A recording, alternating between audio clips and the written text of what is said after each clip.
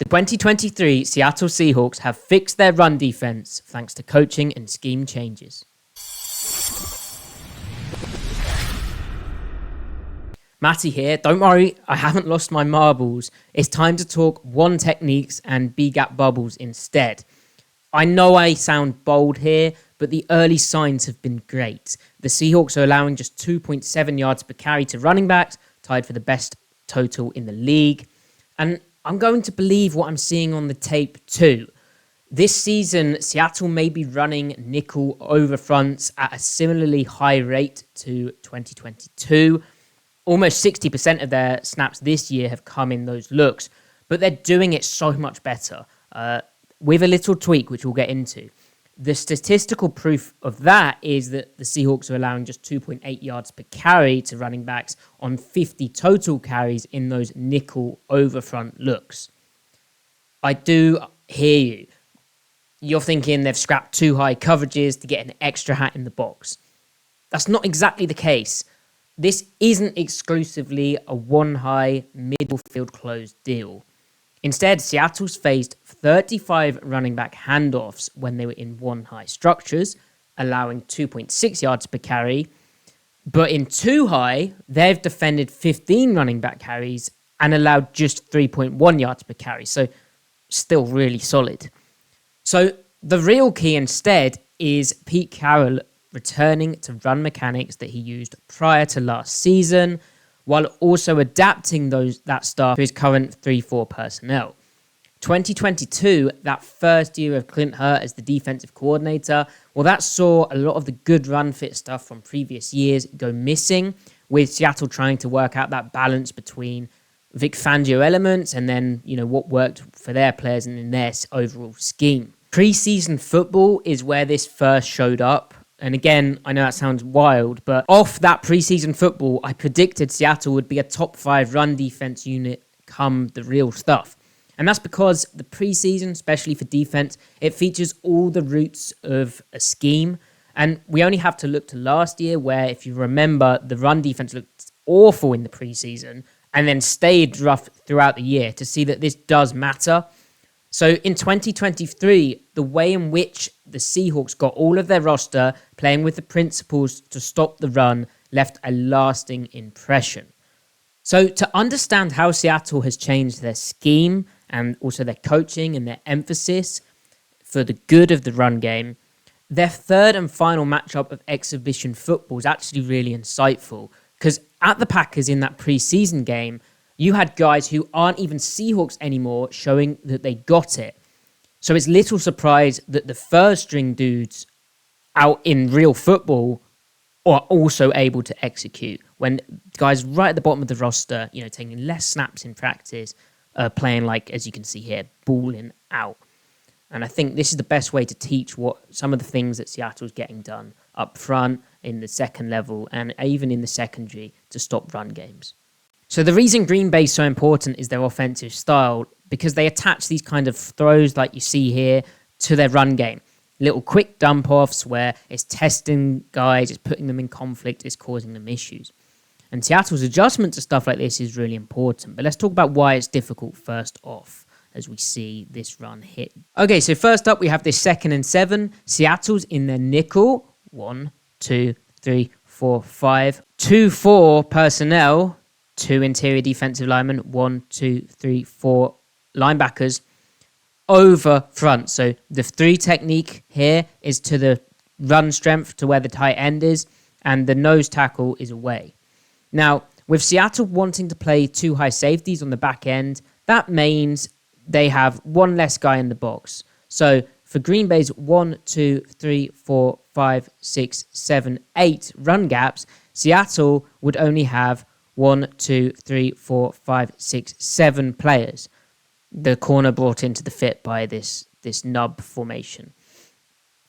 So to get that 8th player and make the numbers match up, how Seattle's simply going to do it is they're going to ask this nickel to fit in this B gap. This open B gap, because of 3 techniques on the other side, is a big deal for Seattle. Offenses want to run there, and Seattle wants to close it. But you can see how Green Bay attaching this route to the backside of the run holds the nickel slightly. He has to clear whether this quarterback's going to pivot because he's responsible for the out of this player, and then he has to fit into the B gap. That initial conflict just slows down the nickel from filling into the B. Okay, so similar issue for Seattle here as well. Again, nickel over front, so there's the 5 defensive backs here. Here's our 2 inside linebackers. Here's our 2 outside linebackers, and here's our 2 interior defensive linemen. 3 technique in the over going to the tight end, and how Seattle does this is the nickel will also go to the passing strength. So the passing strength happens to be on the same side as the run strength. Now they're intent on playing the 2 high safeties. So let's have a look with the Green Bay shift. They keep the 3 technique to this side. That puts this player in the B gap, and you can see him communicating with the safety over some run fit stuff. What could that be? Well, if we count up the gaps, Seattle has 1, 2, 3, 4, 5, 6, 7, 8 gaps to account for, but they only have 7 guys in the box. Now, there's some run fit stuff they can do to make that math work, but in this instance here, this linebacker is still responsible for the B gap. He may have been telling his safety to play up in here if he got the block, but what happens is Green Bay actually attaches this run. So this linebacker is responsible for this shrinking B gap, but he's also, with Seattle playing cover 4 on this side, responsible for this out of 2. That's not a winnable situation when you get a run mesh like this. And so it's a dump off. It's very easy yardage on 1st and 10 for Green Bay. They end up getting 9 yards on the play. And in the NFL, that's super easy. He's responsible for this big B-gap bubble. Here you can see the nose tackle. We'll talk about his alignment in a sec as well. This linebacker here is looking. By the time he's all just trying to shrink down and read the play, this guy's got, 5-yard head start on him into the flat. It's an impossible situation. And even though Mike Jackson misses his tackle, could have been limited to 5 yards, there's still 5 yards of very simple, stress-free yardage, isn't it? Okay, so what do you do about this? Well, one thing you can do is you can blitz that player. So rather than having him play with conflict and worry, is it run, is it pass, what's my pass coverage, what's my run fit, how am I going to get into the B gap, you just say, hey, you get in your gap. Now, Seattle here, if we count out the gaps, this is the nickel over front, the run strength's over here, so the 3 techniques on that side. There's the 4 outside, there's the 4 linebackers, there's the 5 DBs, and you can see the nickel, they're going to blitz off the edge and put this outside backer into that B gap bubble. It's 3rd and 1, and though they didn't get the stop here, they did get a pretty decent run fit by blitzing that nickel. You know, plays before were the issue, but they get that 1 yard in run defense. Here you can see how the outside backer spikes inside. Here comes the nickel off the edge, and they almost got the stop. And some proof it works. 4th and 2, example of it working in a short yardage situation. Let's count up the gaps. So again, Seattle's in that over front, 3 tech to the run strength, nickel going to where the passing strength is. 1, 2, 3, 4, 5, 6, 7, 8 Green Bay gaps. Seattle has to bring their corner into it, but they're still able to play the 2 high safeties. This nickel responsible maybe for the out of 2 if he wasn't going to be blitzed, and then fitting this B gap. That's not a winning formula, is it? So they just blitz him off the edge, get the numbers back, and it ends up getting them a clean hitter right in the hole, getting the run stop on the 4th and 2, getting off the field. You can see here from the end zone angle, running backs here, running just inside zone. These linebackers are coming down into their A and their B. This outside backer spiked into the B. Running back thinks he sees daylight out here with it all clogged up inside, needing 2 yards, or they won't stay on the field. And instead, here comes the unblocked nickel off the edge. So how does this work from a coverage perspective? Is Seattle just playing cover 0? Well, let's actually look at a coverage example. So here's Green Bay. Here comes the nickel blitzing. Green Bay throws the out, and the corner makes a great play. Now, you may think that extra aggression from the corner is just, getting lucky or just reading the play well. No, this is coverage fixing with the run fit. This is coverage accommodating the nickel's blitz. This is Seattle being smart. And rather than running cover 4, like we saw Seattle come up with an issue with in the past, didn't we? When we saw the linebacker having to run out with the number 2, and also fit the B gap. And we also saw it with the nickel being held, didn't we? This is a thing called palms. So the corner and the safety are reading the release of this number 2 receiver, the inside guy. And not only are they reading the release of him, they are mirroring his release. So this number 2 is everything to them. Now, if this number 2 breaks out within 5 yards, the cornerback will jump the number 2 receiver, and the safety, knowing that the cornerback is on the number 2, has to get over the top and cover the number 1. So as we see him break out here, the corner sees that, is slightly cautious because the ball's out so fast, has to clear, it's not a complete fake. And then he comes down and forces the play. Now, he is just supposed to take this block on with the best possible leverage because he knows the safety behind him is going to make him right. He's also reading that number 2. His eyes immediately with 2 out go to the number 1, and he knows what play it is. He knows he can help out and make the tackle for a very, very short gain. That's no longer 9 yards, is it? You've made them run a lot, and you've got a 2-yard tackle. Now, the third player in Palms coverage is the linebacker.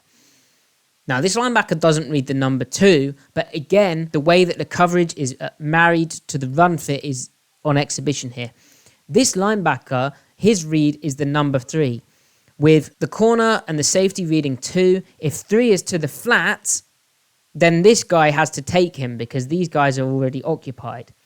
But the number 3 in this instance is the running back. So this guy, his coverage is helping his run fit because by the time he reads number 3, and remember, nickel coming off the edge, 3-tech slants to accommodate it, outside backer slants, here's the nickel. By the time this guy ends up reading the 3, he is able to, 1, if you see from the end zone, he's able to wait patiently, adjust to the 3, wait patiently, wait, because he doesn't really have a gap anyway, but his read is this 3. And then by the time that he's seen the ball thrown, he's able to be that third guy joining in on the throw. 3 to his side, he knows in the palms coverage, he's responsible for this player. Doesn't really have a gap, would probably help out here if it did get handed off, but by the time the ball's pulled from the stomach and it's thrown outside, he's able to rally outside and join in, and they get 3 over those 2 players. Now, the other way of clearing the nickel or the guy responsible for the out of 2 from conflict is not giving him a run fit. So how do you do that? Well, there's a few ways, but playing one high defense does help. So how does it help? Well, if we count up the gaps, Green Bay here has 1, 2, 3, 4, 5, 6, 7 gaps, and Seattle, by rotating the safety down into the box, puts 1, 2, 3, 4, 5, 6, 7 guys in the box. AKA, this nickel, and in one high defense, your number 2 receiver takes you to your run fit. This nickel isn't needed to play the run immediately. He can play the out on the number 2, which he does. Simple. This safety here, his number 2 is a run gap, so he can read his number 2 and also contribute to the immediate run. What happens, which is cool here, is, remember, it's in the over front, so here's the 3-tech to the tight end. Seattle last year, when they played this front, had this nose tackle here play as a 2-eye. So on the inside shoulder of the guard, kind of read and reacting, mirror stepping. And that really made the picture a bit murky for these 2 behind. Now he's playing what we call a 1 technique. So he's on the outside shoulder of the center and he's stepping forward, power stepping in a pure kind of 1-gap style. The 3-tech's playing a bit more like that too. And what that means is, especially when there's 1 in the backfield, this linebacker can play his A-gap, this linebacker can play his B-gap. This guy's going to play his A-gap and the center. This guy's going to play his B-gap and the guard. And you'll just see how clean this looks compared to last year, where they made stuff like this, which is simple inside zone, look super, super difficult. So as you play it through, look at this linebacker here. He has to play off his 3-tech slightly, but because of this murky picture, but he's then able to come down into the guard. This 1-tech here sets a new edge by playing 1-on-1 and looking to strike just one guy and play forward on him and not let him hit first, not catch him, but actually power step forward with that 6-inch step. And it's just a really clean run fit, and that wasn't happening last year. Also, remember I spoke about the B-gap bubble. Look, they're running towards this big B-gap bubble, but Seattle, with how they play it, is able to kind of take that away. Now, the other excellent thing Seattle's getting from their players is how they have accented their edge players, so the 2 outside linebackers. This shows up here where Seattle wants to play those 2 high safeties, and if we count up the Green Bay gaps, they've got 1, 2, 3, 4, 5, 6, 7 gaps. And even if Seattle involves the corner in the run fit here, how are they going to get the correct numbers to be able to play coverage to this trips formation? Because, okay, we can't really blitz the nickel here because then who's covering the out of 2? And we can't. How are we going to get a guy to the number 3 because we want to keep this safety high? So again, they're able to stay sound against the run while accommodating the coverage. How do they do that? Well, they don't ask the nickel to play the run. I'll just play it through so you can see. Watch the nickel here. He plays on the out of 2 immediately, basically. And the attached screen. And then in the box, something really cool happens. So this linebacker ordinarily would be tasked with the B gap, but he has a number 3 receiver who he's responsible for here. So, and I think this is automatic. I don't know if it's a called stunt necessarily. I think that the players all understand this and they know they have to do it because I've seen it in the regular season too. Notice here, this outside linebacker spikes into the open gap. That buys time for this linebacker to slow play and read that the ball has been handed off. He is then unblocked onto the edge and makes the tackle for loss. If I pause it at the mesh point, that linebacker's only really gone sideways. If the quarterback were to pull the ball and turn his hips around and throw the out, that linebacker would be able to burst and break here. So he is able to slow play by this end, sort of spiking into that B, giving him the outside C. He's able to shuffle along, sees the ball handed off and not pivoted quarterback hips out to this route, and he's able to fly off the edge and make the tackle for loss. Really, really impressive stuff. Similarly, Seattle on this side of the formation, how are they going to get an extra gap? Well, they want to keep this safety high. They don't want to put him in a tough spot where he has to fit the gap. So while they're playing cover 4 over here with this linebacker responsible for 3, this guy spiking in, this guy then having an easier path to play the 3 and also play an easier gap to accommodate that. On this side, Seattle's playing cover 2. So this corner here is in the cloud. But how do we ask him to play in the flats over here, but also play in this gap? It doesn't make sense. So what Seattle does, and again, I think it might be automatic, is Levi Bell as the outside backer here, spikes into the C. And so if we put that, then gives this corner the outside gap here. And so if we pause it here, Seattle essentially is getting into a 6 front spacing post snap, which helps out their coverage, but it also helps out their run fit. So here's 1, 2, 3, 4, 5, and then the 6th guy coming down. Kind of high level stuff here. And if we cycle it back, here's the cover 2 side. There's the corner in the flat here. Here's the linebacker spiking in. I've got the outside gap and I've got my outside coverage. I've got my, it's kind of a tight deep half at this point, but I've also got my not having to be involved in the fit because I'm responsible for the deep. I'm not having to worry about the immediate gaps because I need to play my quarter and help out these guys. I don't want to worry about any type of run because I've got to take on this block. And if I'm the quarter player here, the middle hook, I want to be able to slow play, clear that it's handed off so that I could help out here and get the numbers back for us. And we get 1, 2, 3, 4 guys over the 3. High level stuff. Let's monitor the 1 technique again. Here's the 1 technique. You can see how power step through the center, gets off the block, nowhere for that ball to cut back either, and the cutback's further removed. I mean, they're running inside zone to cut back by this slanting guy against the grain into the backfield. So that is all stuff that applies to the regular season, that we're seeing in the regular season. It's part of how Seattle is able to stop teams even if they're trying to add some conflict and some wrinkles. And more counter punches will come. They may play tougher opponents, although you could argue that the first two at least were really damn good teams, right? I mean, get in the comments and let me know. Did you enjoy this schematic breakdown? Am I deluded for just using preseason stuff?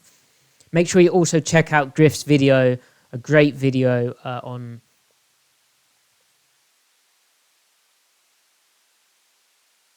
Jaron Reed, a big part of how Seattle's defending the run.